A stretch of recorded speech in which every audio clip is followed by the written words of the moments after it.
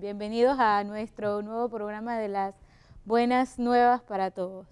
Así es. Buenas nuevas. Oye, empezamos así de una vez, ¿Cómo? sin corte. No, ¿cómo vamos a empezar con corte ya? No, Empezamos. digo, transición del Sí, esto es programa. así, Nosotros. padre. No hay que Ya, perder el tiempo muy bien. uno tras otro. Bueno, saludos a los amigos fetevidentes y ya que estamos en directo, podemos decirle que pueden hacer sus llamadas, ¿verdad? Exactamente. Al 230, 1955. usted se lo sabe bien. Sí. 230-1955. Pero antes de las llamadas, es un motivo de alegría compartir con los amigos pues que la Santa Sede ha dado un paso Más. impresionante que no esperábamos, Este sí que es un que como estamos todavía en el ambiente de noticias, ¿no? Sí. En el Una género gran noticia. noticioso, que este año al Festival Mundial de los Jóvenes, Mladifest, que se celebra en Medjugorje del 1 al 6 de agosto, va a inaugurar el festival Monseñor Angelo, el cardenal Angelo de Donatis, que es el cardenal encargado de la diócesis de Roma.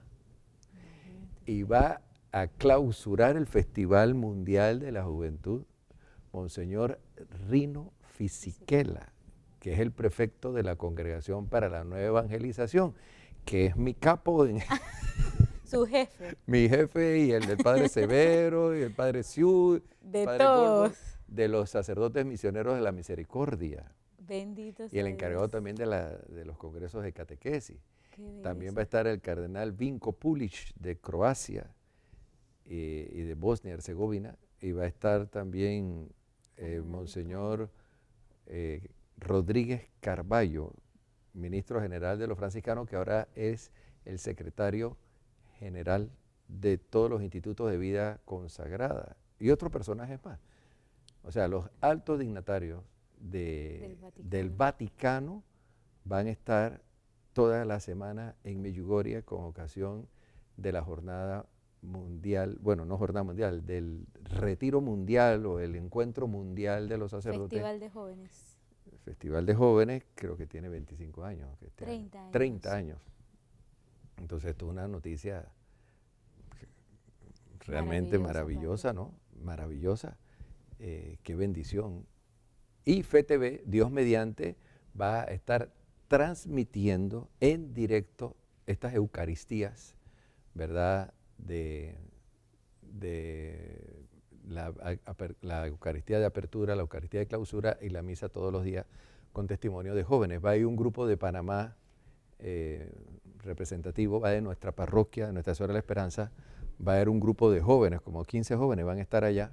Así es. Toda la semana en el Festival Mundial de la Juventud en Medjugorje. Un acontecimiento que reúne jóvenes de más de 100 países. 100 países, Ahí alrededor de van. 50.000. Oiga, usted jóvenes. está estresada, ¿no? ¿Yo? Porque va para allá. Usted va a hacer los pases. Yo tenía tiempo de no verla llorando, ¿verdad? Ay, Dios mío. Ay, es que llorar hace bien para el alma. Por supuesto, uno se libera. ¿Usted no llora? Sí, pero tú sabes que yo quisiera llorar más. Ah, sí. Sí lloro, pero no como quisiera. Yo quisiera llorar más. Ya. ¿Qué hago? Me pincho. Voy- Porque que ¿sabes me por hago qué? más Porque de cuando eso, uno sí. llora, uno se libera. Las lágrimas Exactamente. sanan, purifican. Bueno, tantas cosas tan bonitas que tienen las lágrimas, porque el Señor nos dio las lágrimas para sanarnos, para liberarnos. Y los hombres lloramos menos. No es que no lloramos, pero lloramos menos que ustedes. En silencio. Usted tiene la facilidad del llanto. Y Ese es nosotros, un don.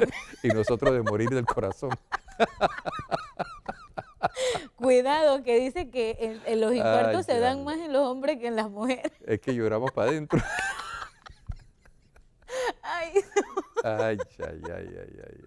Qué lío, hermana. Pero bueno, eso hace bien, padre.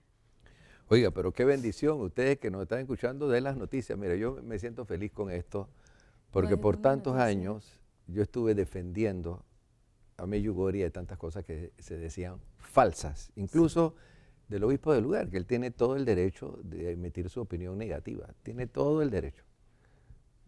Lamentablemente, sin estudiar los fenómenos, perdón, estudiar los exámenes médicos, sin ir allá y sentarse a confesar, sin estar nunca en un momento de que los videntes llaman de la aparición de la Virgen. Entonces, ¿cómo juzgas las cosas desde fuera, no? Pero bueno, ya gracias a Dios, pues ya ahora estamos en otra instancia, y qué bendición que los altos dignatarios de la Santa Sede van a estar una semana en Medjugorje. Ya el único que Así falta es. por ir es el Papa. Y cuidado que llega a Medjugorje también. Sí, Esto pronto, pues. pronto, pronto, seguro. Sí. Bueno, la verdad es una gran, gran noticia esta que nos Lo que has pasa es dado que, en el fíjate, día de hoy. las cosas pasan, Dios sabe cuándo y por qué, ¿no? Al Papa le llevaron malas informaciones, informaciones negativas. Eh, Sin embargo, él mismo mandó a un emisario, a un comisario, como le llaman, ahí está Monseñor José, está Así Monseñor es. Luigi Pezzotti también, que va a estar en El nuncio el de nuncio de Bosnia. y Bosnia-Herzegovina. Y así fue, ¿no? Le calentaron la oreja y, em, bueno, se deja Pero llevar de, de esas opiniones, pero después que el Papa vio todo el informe de 4 años, cambió su posición. Cambió su posición. Y Pero esto es fue, un misterio porque Juan Pablo II, ¿cómo no hablaba de Medjugorje? O sea que es, bueno, yo creo que estaba mejor informado, ¿no? Y bueno, es una opinión personal. Juan Pablo II siempre habló bien de Medjugorje y escribió también algunas cositas sobre Medjugorje que sale en el libro ese, ¿Por qué es santo? Benedicto de, XVI. de Monseñor Slavomir Oder, que fue el que llevó la causa de beatificación y canonización de Juan Pablo II. Él publicó un libro y el libro fue publicado por el editorial de la Santa Sede. Y en ese libro hay un capítulo donde el 80% del capítulo es sobre Juan Pablo II y Medjugorje, cuando habla de su devoción a la Virgen. Curiosamente, curiosamente, porque generalmente esto no se ve más bien la devoción del Papa en general a la Virgen, pero en ese libro prácticamente era la referencia con María Reina de la Paz. Pero bueno, en Medjugorje también se han hecho tantos estudios y esto ha sido como un proceso, ¿no? Ha sido todo un Ujú. proceso que así como han demorado las apariciones, también el tema de la aprobación ha tardado y bueno, a buena hora el Señor en su misericordia. El tiempo de Dios es Pero perfecto. es impresionante porque un evento sin un reconocimiento oficial y antes de que termine, ahora que estén estos cardenales allá, es una cosa única en la historia, ¿no?, de la iglesia. Entonces eso quiere decir que la iglesia es madre, es maestra, la iglesia sabe acompañar estos fenómenos cuando tienen el signo realmente de lo extraordinario, porque también ha habido casos de manipulación, de casos ficticios, ¿no? Pero aquí estamos ante un acontecimiento en donde ya, con todas las pruebas que se han hecho, con los testimonios que hay de conversión, de curaciones, que en la oficina hay más de 600 curaciones extraordinarias, con toda la documentación científica de personas que se han curado Curado. allí. Y ahora, bueno, con Monseñor Hosser, que ya cumplió más de un año de estar en Medjugorje. Entonces, ya es suficiente para que la iglesia acompañe el fenómeno y lo está haciendo. Monseñor Rino Fisichella va a presidir la Eucaristía de clausura este año del Festival Mundial de la Juventud, Festival de Oración de la Juventud de Medjugorje, y va a hacer la Eucaristía de apertura el cardenal eh, de Donatis, Angelo de Donatis, que es el cardenal encargado de la arquidiócesis de Roma. Y también van a estar otros cardenales me imagino, que supongo que cada día del festival un cardenal diferente va a presidir la Eucaristía. Quiero también hacer la salvedad de que a este festival aproximadamente se inscriben entre 600 y 700 sacerdotes del mundo, de Así los es. 5 continentes. Ahí vemos, fíjense, los letreros de todos los países ahí presentes. Todos los países. Esto es un acontecimiento muy bonito. Hace 30 años comenzó este acontecimiento, este Festival Mundial de la Juventud.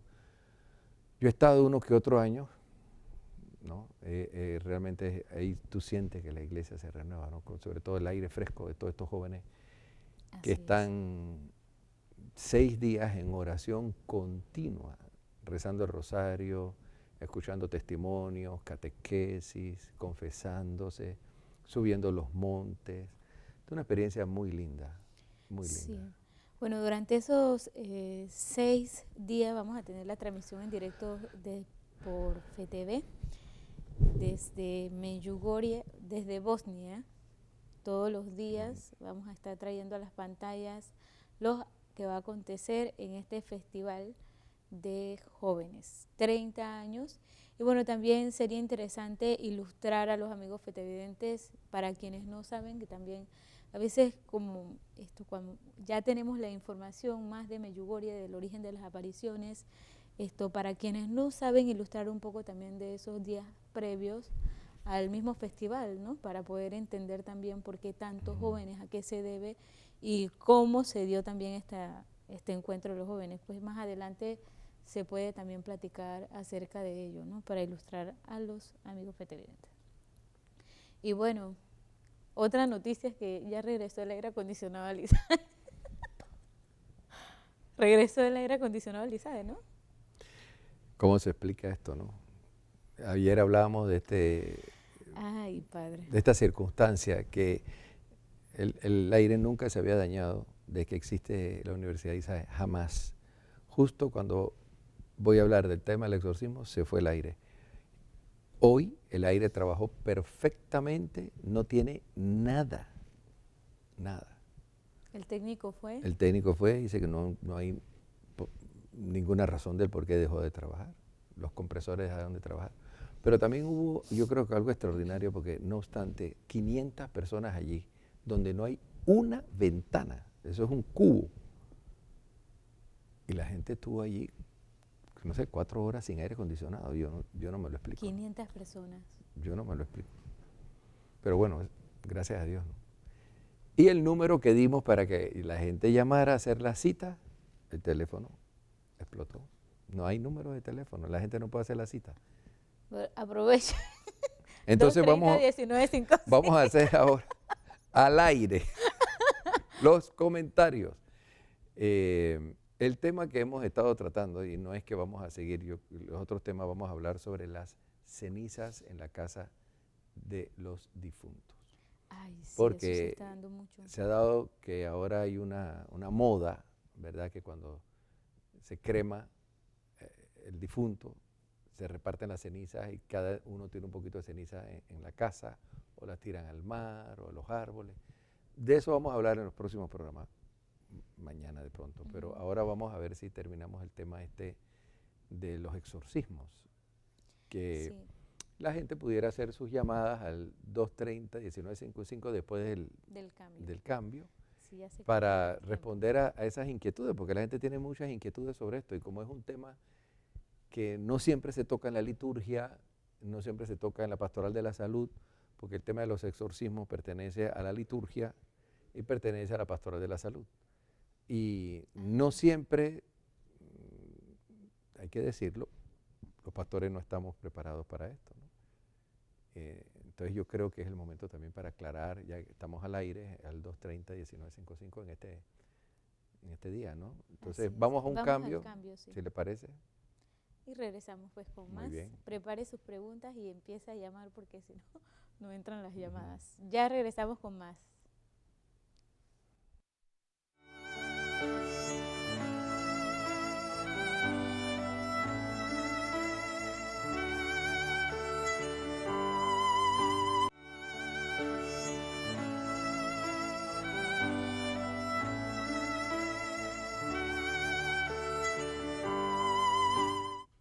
Estamos de vuelta con más, queridos amigos.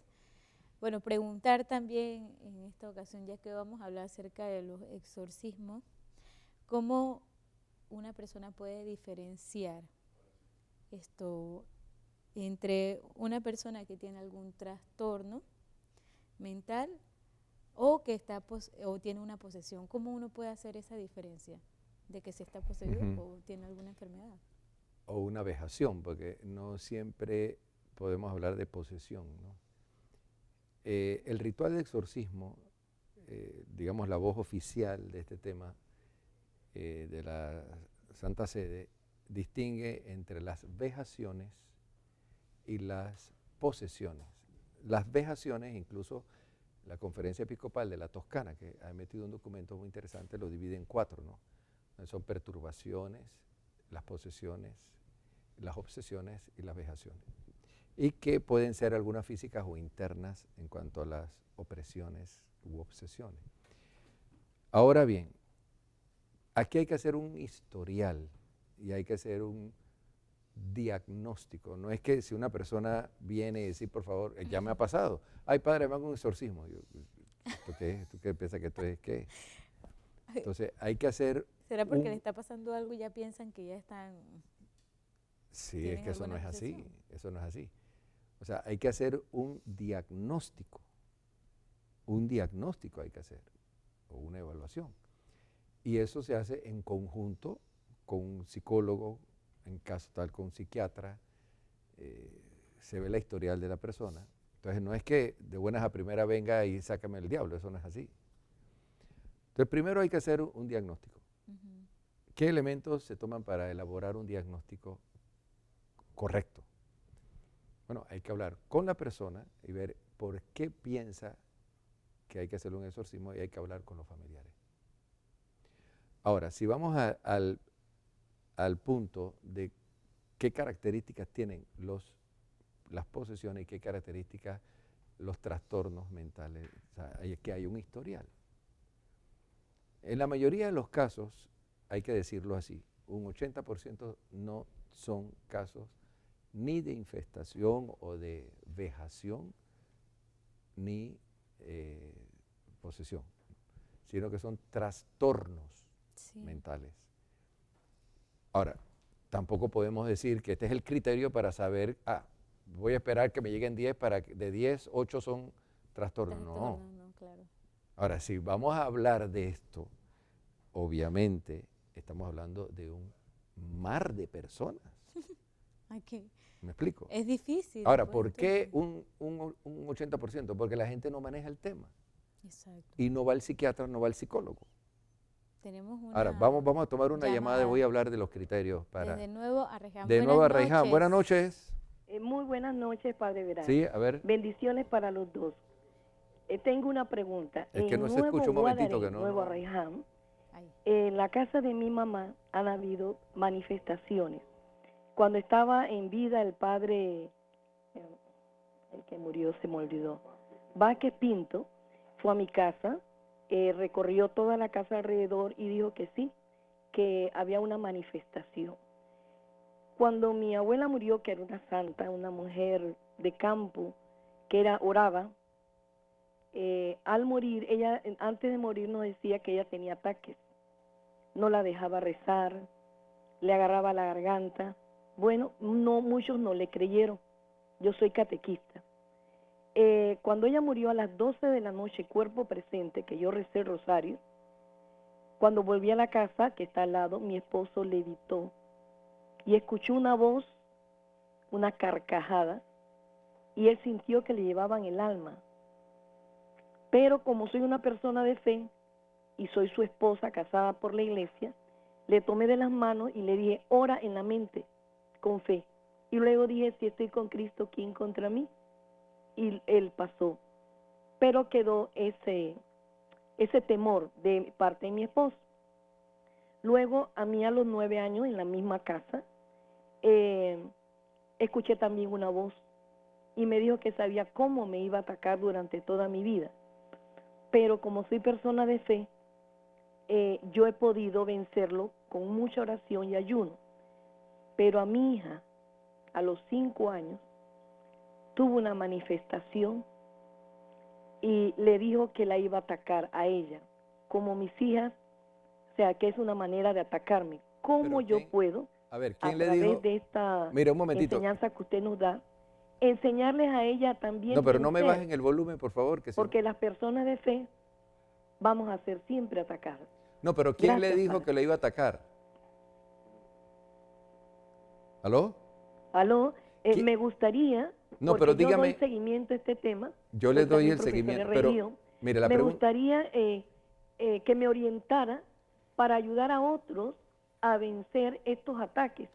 Pero Porque ¿quién cuando a le mí me dijo llaman que... Mire, la de alguna pregunta... manifestación, Sí, pero le hago una con el pregunta. rosario, Sí, le hago una pregunta. ¿Quién le dijo sí, que la dígame. iba a atacar y que se iba a vengar y eso? ¿Quién se lo dijo? ¿Un hechicero o una voz que usted oyó o quién? Va. A los 9 años, yo escuché una voz y estaba despierta que me dijo que me iba a atacar Ya, en mi vida, pues. ya.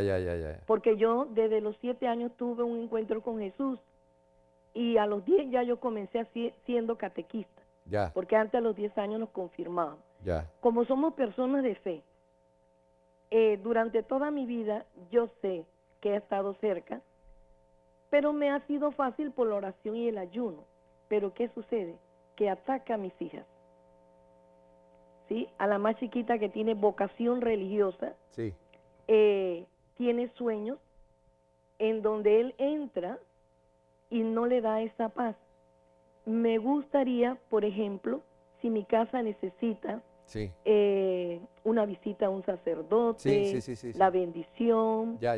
¿qué orientación me daría usted para mis hijas y poder yo seguir luchando desde la oración y el ayuno? Claro, con mucho gusto. Muchísimas gracias. Gracias por llamar. Gracias por su llamada. Gracias. Aquí estamos para orientar y servir. Mire, con los elementos que me acaba de dar, no tengo criterio suficiente para hacer un diagnóstico, Hay que investigar un poco. digamos, último sobre la realidad que me presenta. Yo le creo lo que me está diciendo y créame que no es solamente a usted que le puede pasar esto. Ahora, en algunos casos, ya le digo, como usted es catequista, usted está protegida por la sangre de Cristo, usted va a la iglesia, usted ora. Las armas que nosotros siempre debemos utilizar ante todo son los sacramentos. En algunos casos hay que bendecir la casa.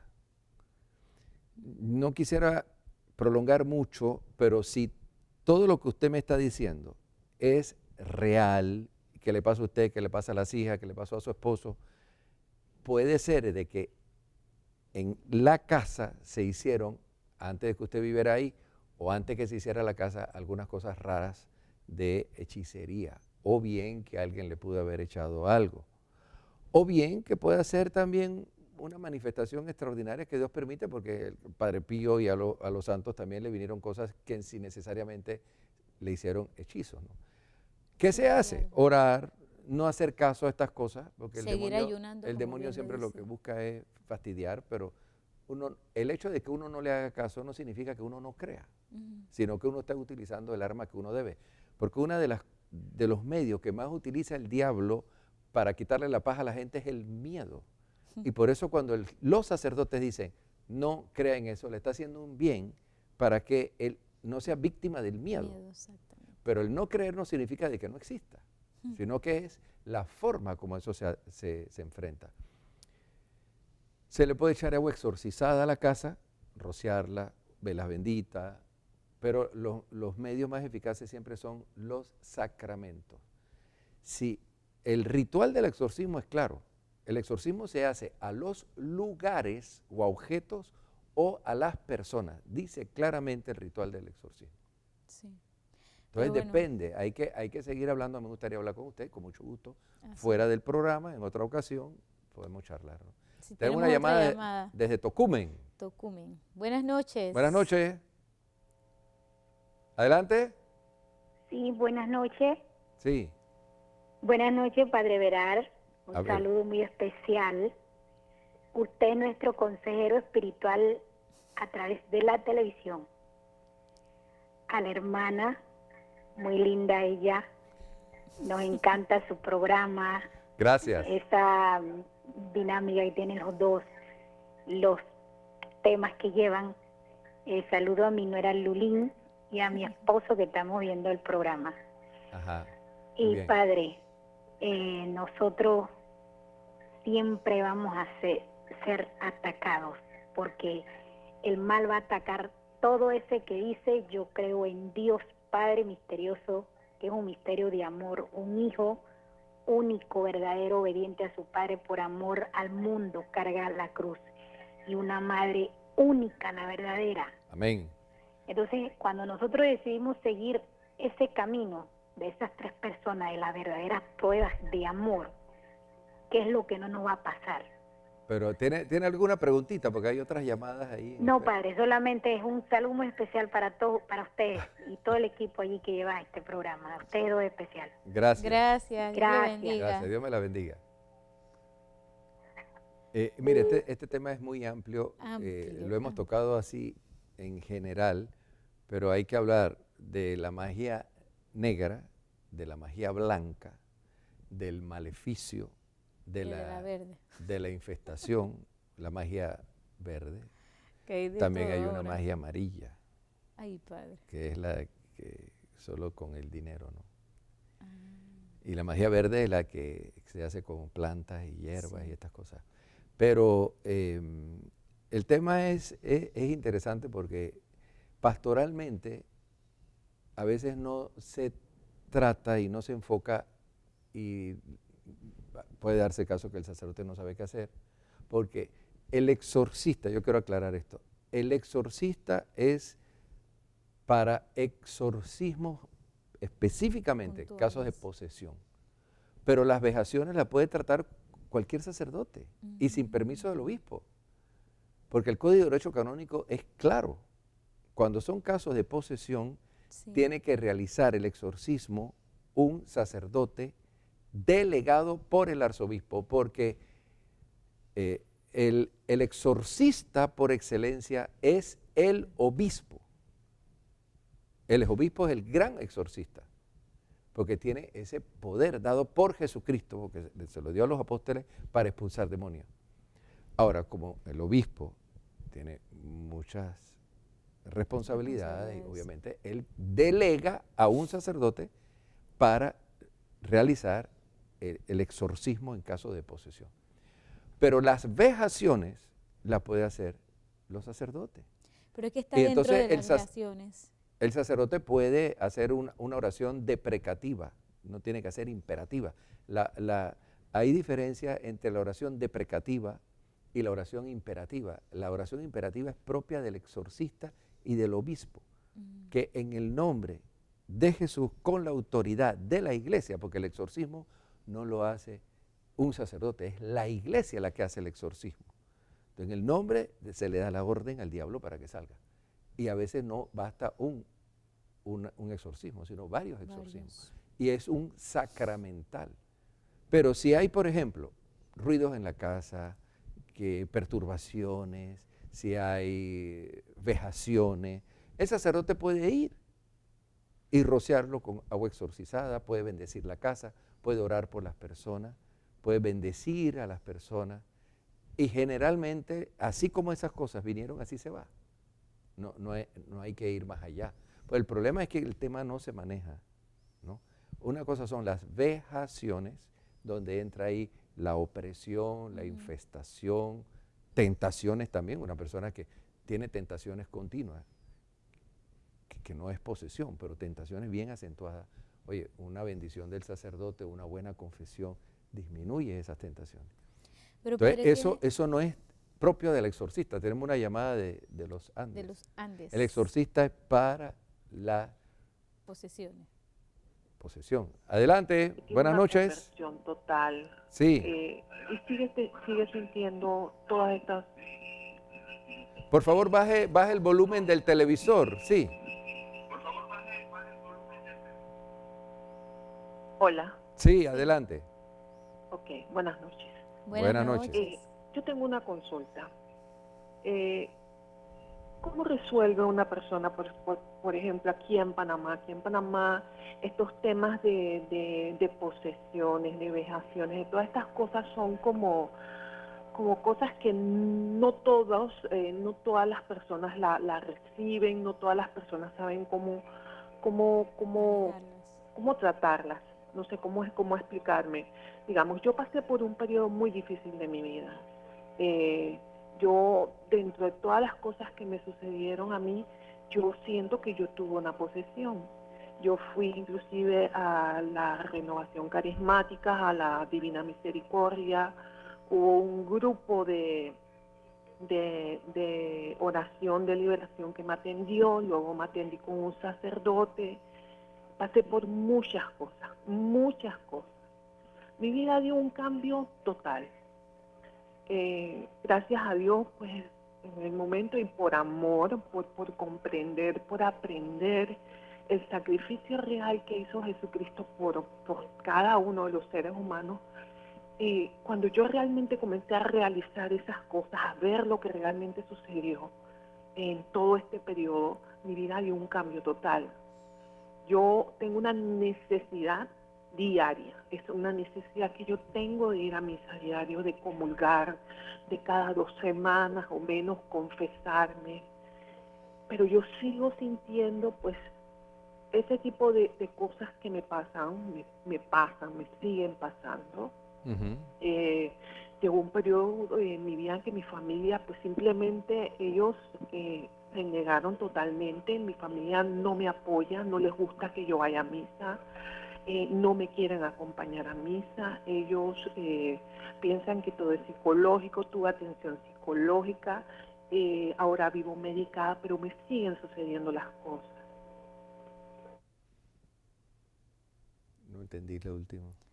Que ella vive ahora medicada, pero le siguen pasando esta clase Bueno, de cosas que acaba de usted explicar. dio la respuesta, porque la pregunta era al principio, ¿a dónde va? ¿A dónde acudimos? Usted lo dijo. Sí. Monseñor Alejandro Vázquez Pinto se dedicó por años a atender a todas estas personas, como también en el Centro de la Divina Misericordia. La Iglesia ofrece esa ayuda. El no hacerlo sería una falla, ¿no? Sí. Y ahora, bueno, ahora el obispo me ha pedido a mí también que ayude, ¿no? Y como el padre también, Amado Flores. Estamos para esto, para servir. Estamos organizando, hay que tener un poquito de paciencia porque estamos organizando el ministerio. Pero yo quiero aclarar, porque también la gente se autosugestiona. Yo quiero aclarar, una cosa son los trastornos mentales y otra cosa son posesiones y vejaciones. Puede darse el caso también de que ambas cosas estén asociadas, pero son casos raros. Mucha gente no maneja los temas de psiquiatría, de psicología. A mí me ha tocado cantidad de casos, por ejemplo, de un niño autista y la persona está convencida de que le echaron algo y es una posesión y es autismo, un autismo bien marcado, o casos de esquizofrenia. Pero hay casos en que un psiquiatra puede estar tratando a una persona, cree que tiene un trastorno y lo que necesita es un exorcismo la persona. Entonces, claro, aquí al tiempo ya se nos ha ido. Yo me hubiera gustado presentar la diferencia que hay entre para elaborar un diagnóstico así, cómo podemos diferenciar entre una posesión, la vejación y lo que es un trastorno de personalidad. Sí, hay que aclararlo para poder... Cuando son posesiones, hay blasfemias, hay odio hacia Cristo, hacia la religión, pero también hay una conducta normal. En muchos casos la persona actúa sin ningún tipo de problema. Y en el historial psiquiátrico no hay ninguna referencia en el pasado de su familia, ningún trastorno, ni él anteriormente. En muchos casos, estos casos de posesión vienen por personas que estuvieron practicando el espiritismo o que venían de sectas satánicas o la santería. Y allí recibieron entonces la influencia del maligno.